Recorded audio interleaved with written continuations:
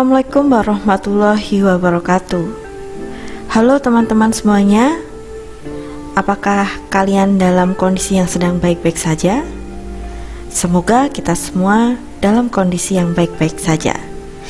Nah teman-teman semuanya, pada kesempatan kita kali ini kita akan mempelajari mengenai perkembangan perbankan yang ada di Indonesia. Nah, alangkah baiknya teman-teman semuanya, sebelum kita mempelajari perkembangan perbankan yang ada di Indonesia, kita juga mempelajari mengenai sejarah perbankan yang ada di dunia. Kenapa harus seperti itu? Ya karena perkembangan perbankan yang ada di Indonesia merupakan dampak dari perkembangan perbankan yang ada di dunia.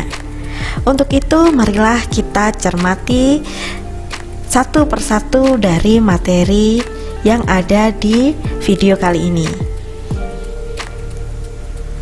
Sejarah perbankan di dunia dimulai pada abad 18 sebelum Masehi. Nah, pada masa tersebut masyarakat menyimpan kekayaannya itu awalnya ada di rumah masing-masing. Kekayaan pada saat itu dinilai dari bentuk emas. Maka emas-emas yang dimiliki oleh masyarakat tersebut disimpan hanya di rumah masing-masing. Tapi semakin lama semakin timbul kecemasan dari masyarakat. Mereka mulai berpikir, kalau disimpan di rumah jangan-jangan nanti dicuri oleh orang. Makanya mereka mencari suatu tempat yang aman. Nah, mereka berpikiran bahwa tempat yang paling aman adalah rumah ibadah. Karena di sana setiap saat dikunjungi oleh orang. Orang pun datang ke sana untuk beribadah. Maka orang-orang yang ada di sana pun tidak berpikir untuk mengambil kekayaan dari orang lain. Sehingga masyarakat di sana berpikiran bahwa rumah ibadah sebagai tempat yang paling aman untuk menyimpan kekayaannya tersebut. Nah, setelah masa abad ke-18 sebelum Masehi, sejarah perkembangan dunia pun masuk ke dalam abad ke-4 sebelum Masehi. Lembaga keuangan, maaf di sini typo, sebenarnya adalah lembaga keuangan yang ada di Yunani dan Roma. Para masyarakat atau para penggerak di lembaga keuangan kedua daerah tersebut berpikiran, oh, ada nih peluang bisnis atau peluang usaha untuk menyimpan kekayaan dari masyarakat. Maka mereka, bangsa Yunani dan bangsa Roma itu mencetuskan untuk membuat suatu lembaga keuangan masyarakat. Nah, pada saat itu teman-teman, mulai diperkenalkan sistem pembayaran dan transaksi perdagangan menggunakan koin. Tapi di situ pun belum ada legal formalnya. Yang membentuk sistem pembayaran berupa koin itu pun hanya lembaga keuangan yang bukan pemerintah.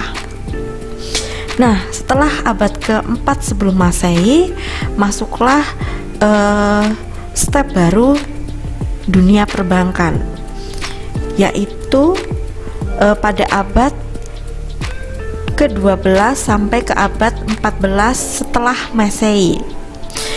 Nah, dari situ perbankan tersebut dipegang oleh kerajaan di Eropa.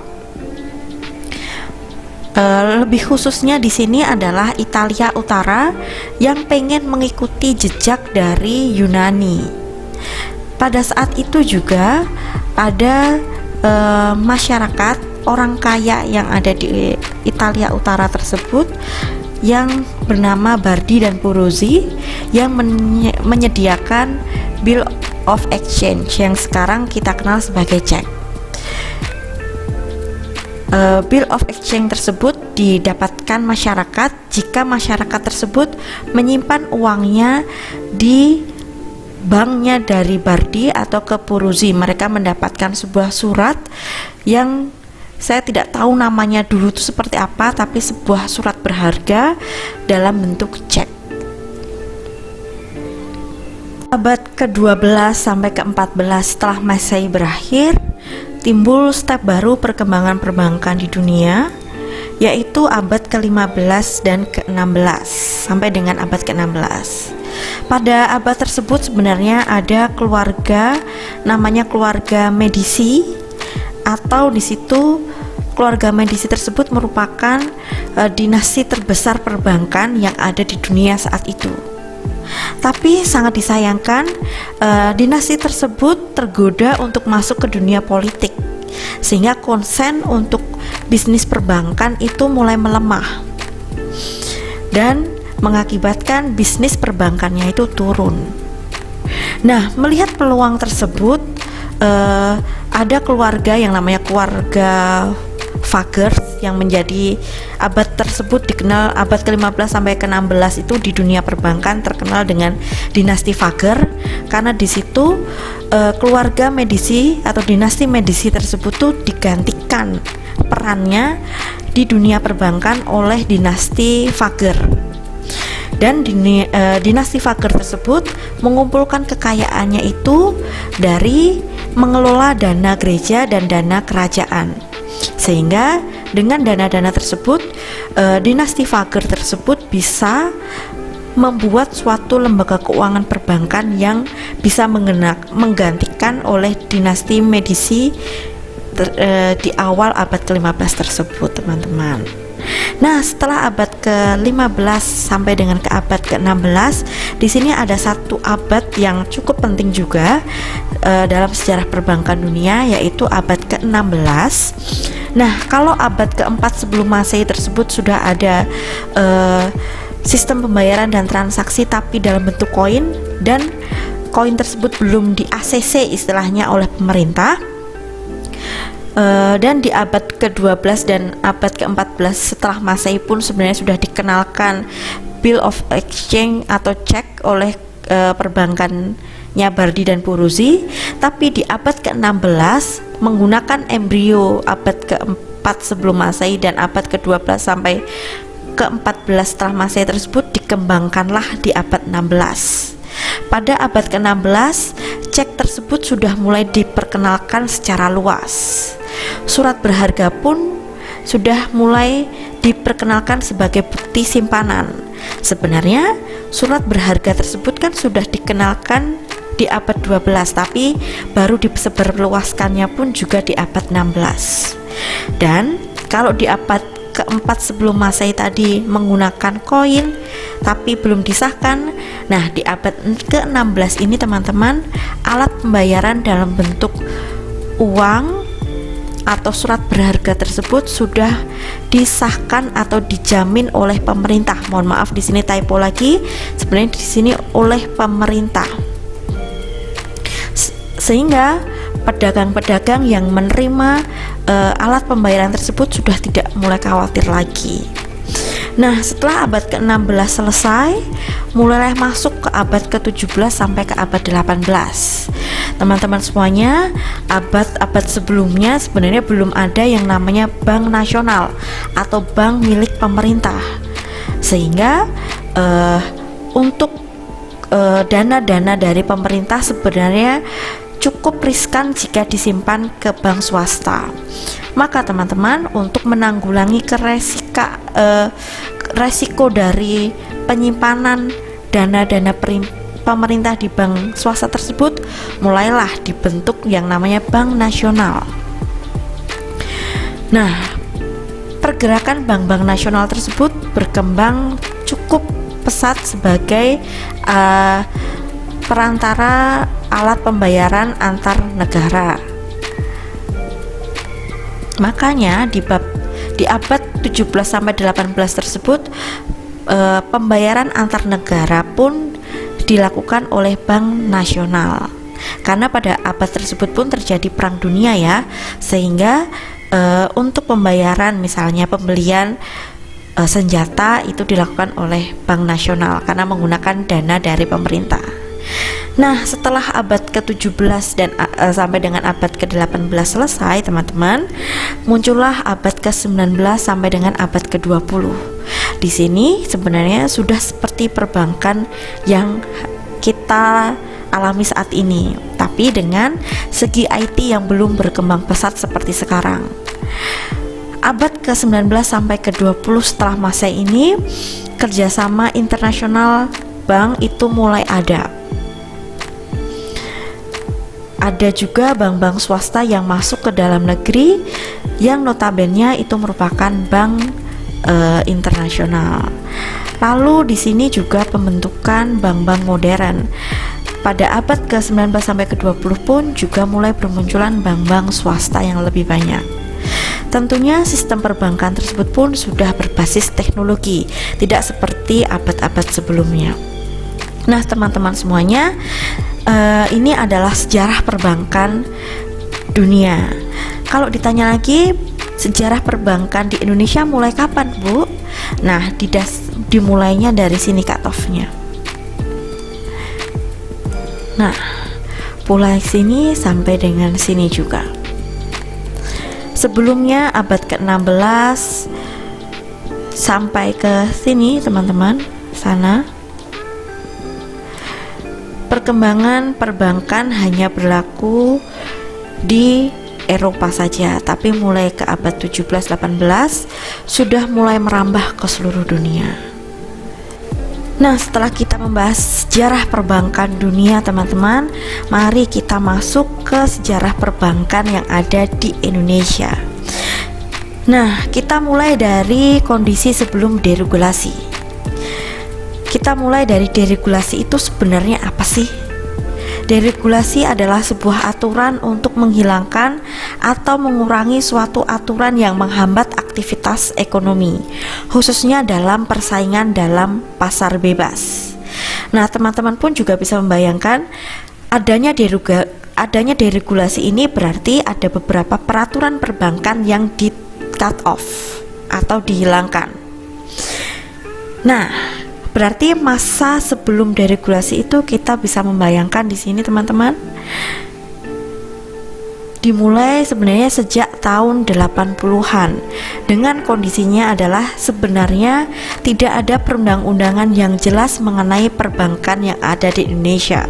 Saat itu cuma ada satu, yaitu Undang-Undang Nomor 13 Tahun 68. Tentu ini sudah kadaluarsa undang-undangnya jika diterapkan pada tahun 80-an. Lalu instrumen pasar uang pun terbatas, tidak seluas sekarang ini. Karena pada masa itu tadi, teman-teman, kita sudah mempelajari di sejarah perbankan dunia pun saat itu yang memegang peran adalah perbankan nasional atau perbankan pemerintah, maka bank swasta pun sangat dikit. Dan makanya banyak bank menanggung program pemerintah, sehingga sulit membangun yang namanya bank baru. Birokrasi perbankan pun sangat rumit. Hal itu dikarenakan tidak ada perundang-undangan atau aturan yang jelas mengatur perbankan yang ada di Indonesia, yang mengakibatkan, teman-teman, tingkat kepercayaan masyarakat kepada bank pun belum rendah. Kita tahu bahwa sebenarnya ketika kita menyimpan ke bank, itu kan bank kita itu tidak manggrok atau kita tidak stay dalam bank tersebut, tapi uang kita itu kan diputar. Kalau misalnya tidak ada peraturan yang jelas, tidak ada legal and formal yang jelas, tentu sebagai masyarakat pun kita juga takut jangan-jangan uang saya itu tidak kembali atau pemikiran-pemikiran negatif lainnya, sehingga masyarakat pada saat itu tuh enggan untuk menabung di bank. Nah, yang mengakibatkan mobilitas dana masyarakat itu rendah karena tidak ada uang dari masyarakat yang masuk di bank, maka bank pun juga tentu susah untuk menyalurkan kredit ke masyarakat yang lainnya. Maka mobilitas dana pun cenderung stagnan pada masa sebelum deregulasi. Dengan adanya bank swasta yang sedikit, adanya kebanyakan hanya bank nasional, maka persaingan antar bank pun tidak ketat karena masih jumlahnya yang cukup sedikit tadi.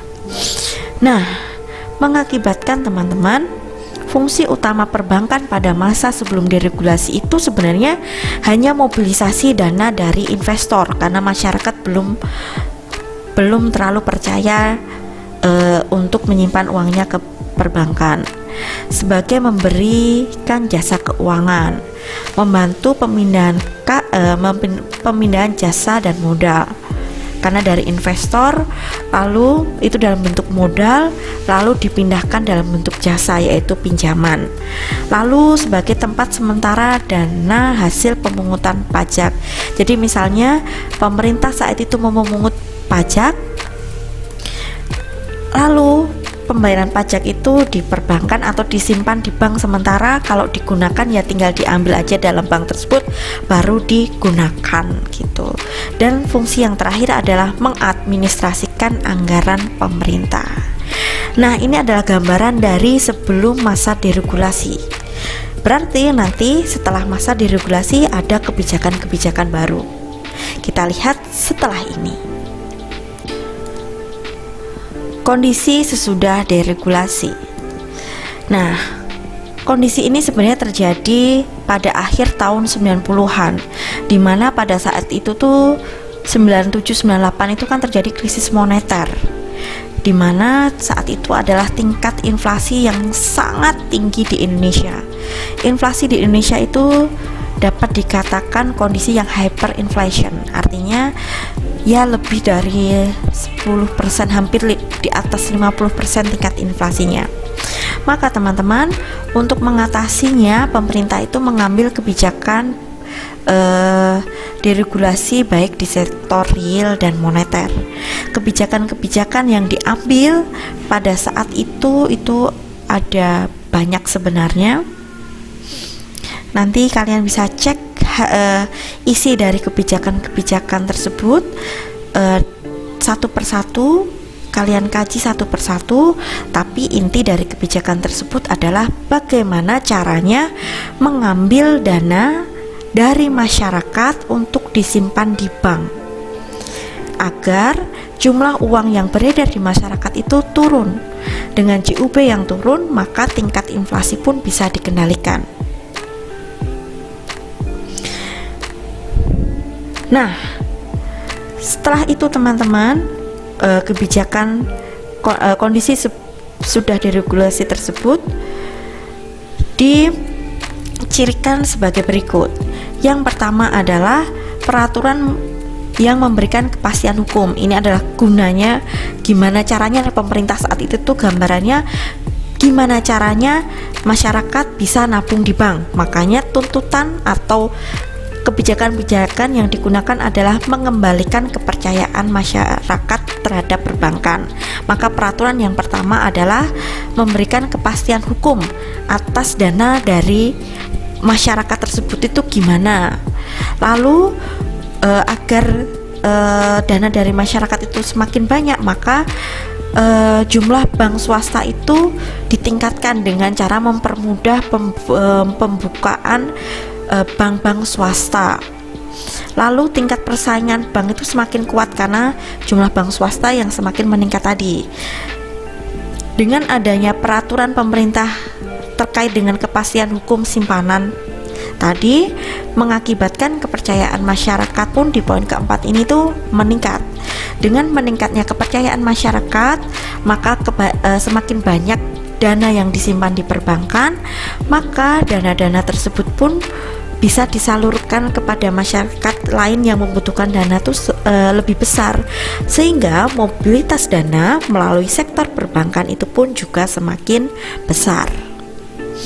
Nah, setelah kita membahas mengenai masa sudah deregulasi, masa setelah deregulasi, saatnya masuk ke cobaan selanjutnya di dunia perbankan atau dunia moneter di Indonesia.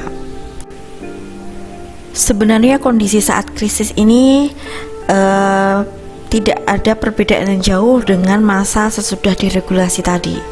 Ini adalah gambaran mengenai masa ketika atau sesudah deregulasi, yaitu terjadi cobaan yang lebih dahsyat lagi, yaitu krisis ekonomi tahun 97-98. Di masa sesudah deregulasi itu sebenarnya tingkat kepercayaan masyarakat itu sudah meningkat, tapi karena ada krisis, anjlok lagi. Yang Poin pertama adalah tingkat kepercayaan masyarakat dalam dan luar negeri terhadap perbankan di Indonesia itu menurun. Hal ini sebenarnya didasari dengan suatu kejadian, yaitu capital rush. Kalau kalian teman-teman mau baca lebih jauh lagi kondisi saat itu, silahkan searching mengenai capital rush. Kenapa bisa terjadi capital rush? Karena masyarakat itu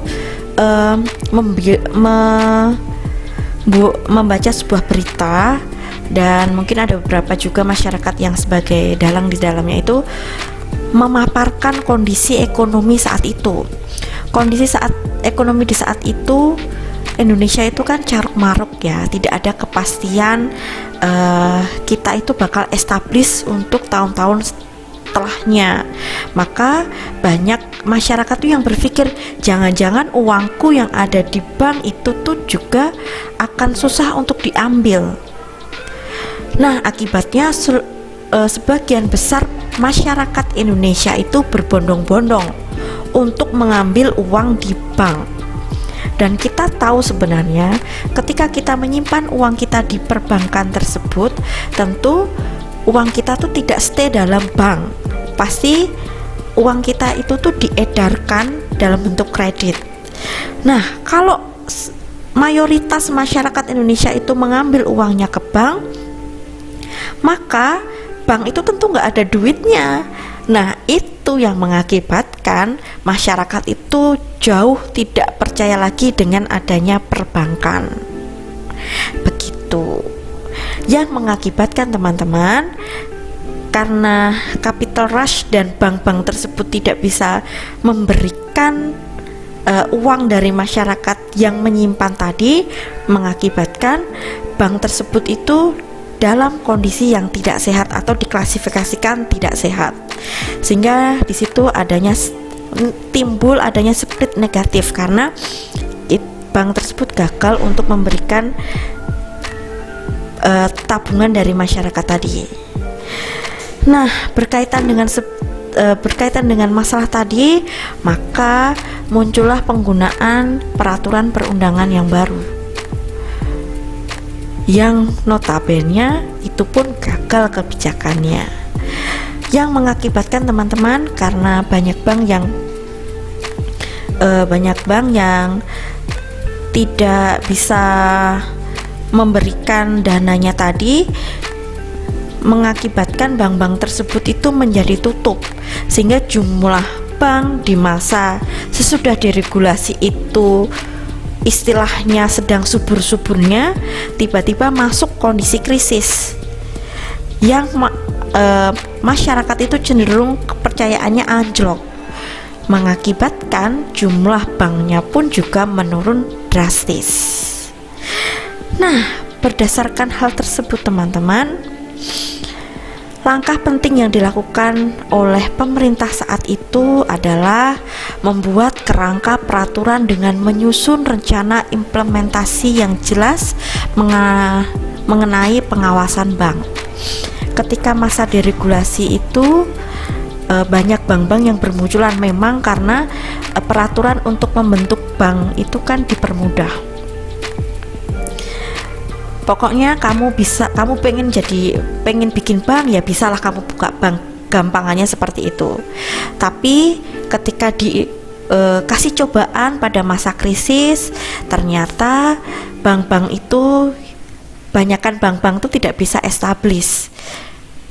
Nah, makanya untuk menanggulangi itu semua teman-teman, pada kondisi krisis ini pemerintah membentuk yang namanya pengawas perbankan,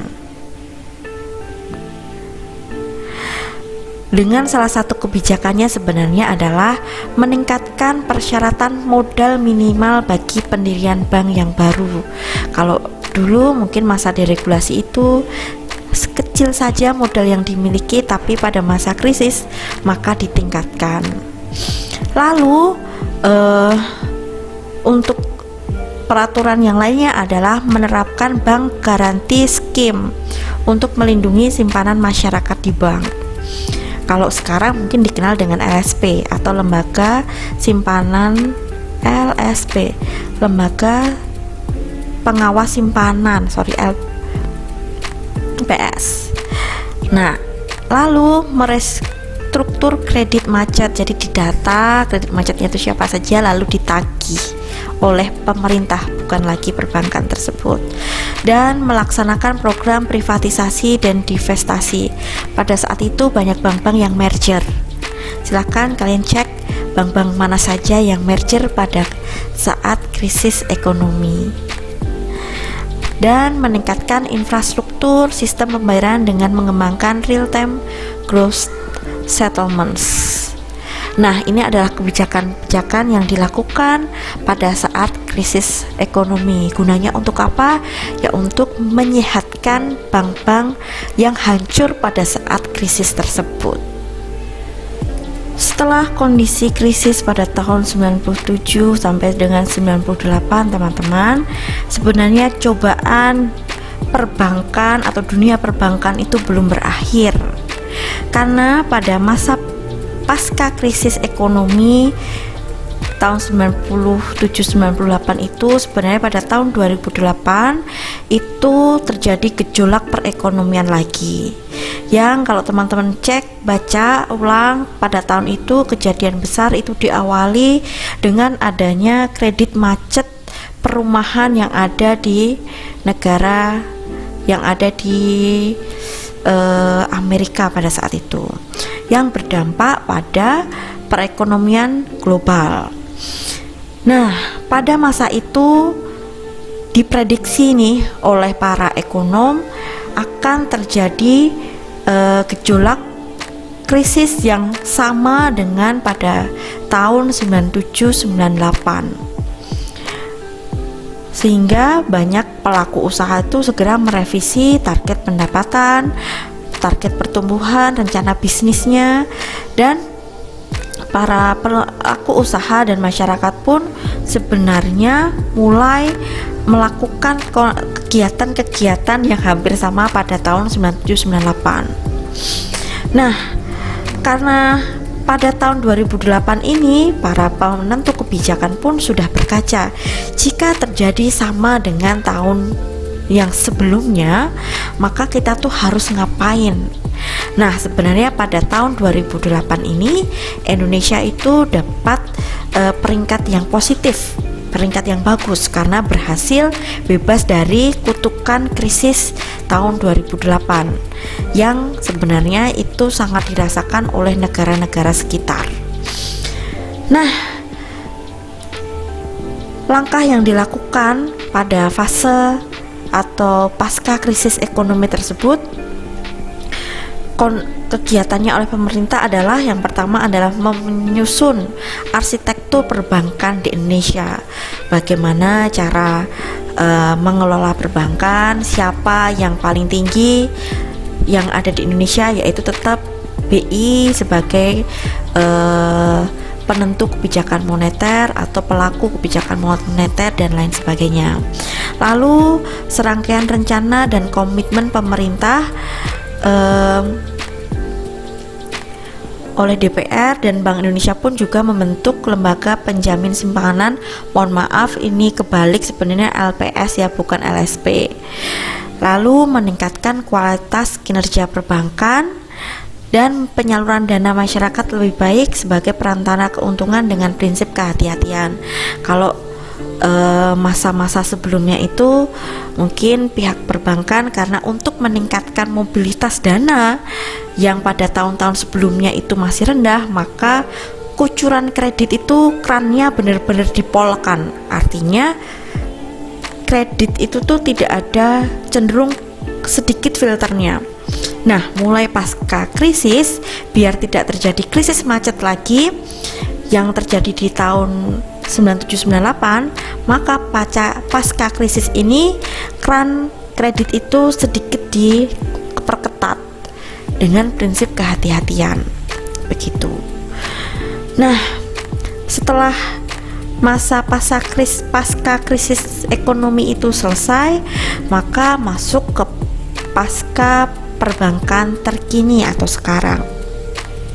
Alhamdulillahnya perbankan Indonesia saat ini itu sudah sangat bagus, Di situ ada OJK atau Otoritas Jasa Keuangan yang bisa menegaskan, karena sekarang OJK dan Bank Indonesia itu pemerintahannya itu terpisah. Artinya kalau zaman dulu nih, BI itu berada di atasnya OJK, sehingga yang melakukan kebijakan BI yang harusnya yang menilai kinerjanya itu adalah OJK. Lah kalau OJK di bawahnya kan berarti OJK itu tidak bisa menjalankan kebijakannya itu dengan leluasa. Yo nggak enak toh misalnya mengkritik atau menilai orang tuanya misalnya, seperti itu. Maka sekarang OJK itu posisinya setara dengan BI, sehingga ketika BI membuat suatu kebijakan, OJK pun wajib untuk melakukan audit dengan BI tersebut, yang mengakibatkan teman-teman kesehatan bank secara umum pun sekarang cenderung stabil dalam nilai yang bagus. Nah, prestasi-prestasi perbankan yang terjadi saat ini bisa teman-teman baca sendiri, bahwa salah satunya dari 118 perbankan yang ada di Indonesia, sebagian besar atau 90%-nya itu berada di rating 2. Artinya itu sudah bagus, sedangkan 10% yang lainnya itu masih ada di rating 3 atau standar industri perbankan. Kenapa masih ada di rating 3? Karena 10% itu merupakan perbankan-perbankan baru atau bank-bank baru, begitu. Nah, materi-materi tersebut bisa kalian akses dari sumber-sumber berikut ini.